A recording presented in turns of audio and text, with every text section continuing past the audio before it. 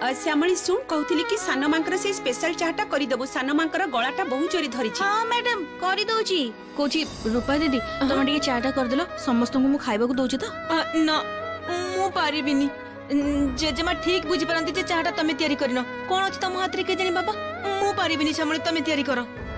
ए श्यामली हां तू एठी एमती काम करथबो ना तू ऑफिस हां मु जीबी ऑफिस तू टिके आगे जे पहुंचे काम गोडा करू था मु आछी। अच्छा अनन्या अने तो बहुत आगु बाहरी गलानी तमे ऑफिस जीवनी ना से कथा कौन कि किछि दिन पई छुट्टी नेची तमन को कहा सहित भी किछि कथावार्ता हेनी तो सेति पई।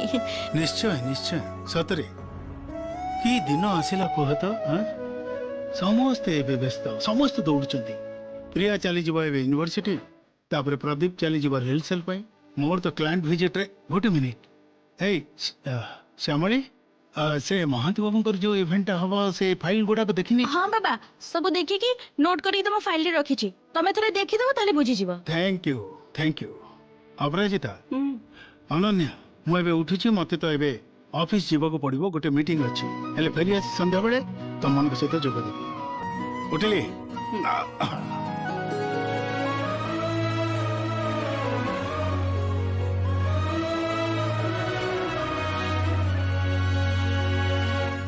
अनन्या मोटिकी रूम को जाउछी हैला सूर्य बाहरिबे तो तोर किछि दरकार हेले मते कहि दबु हैला। आ श्यामली बापांकर हॉट वाटर बैग टा रेडी कर दबु से गरम पानी ठंडा पानी दीटा को माप से टेम्परेचर मेजरमेंट ता तो छडाउ केही पारिबेनी पठै दबु बापांकर जंत्रणा बहुत बढ़ी जाईची। मु रूम को जाउछी। अच्छा मैडम श्यामली दीदी मु जेते के पारे खाई छी आ बाकी तमे रखि दबो मु यूनिवर्सिटी जाउछी।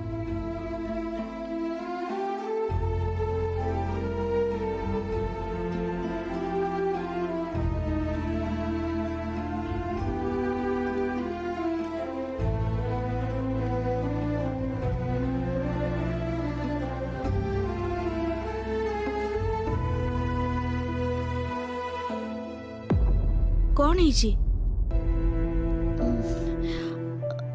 मते ना एठी केमिति गोटे बाहर लोक फील होची माने ना मो सहित कहीं किसी खराब व्यवहार करी नांती किंतु मते लागुची जेमिति मु ए घरर गेस्ट बोली ए जो समस्ते तुमको एते भल पाउछंती तम ऊपर निर्भर करूछंती अळी करूछंती मो सहित सेमिति किछि होउनी मु चाहूची मो सहित सेमिति हो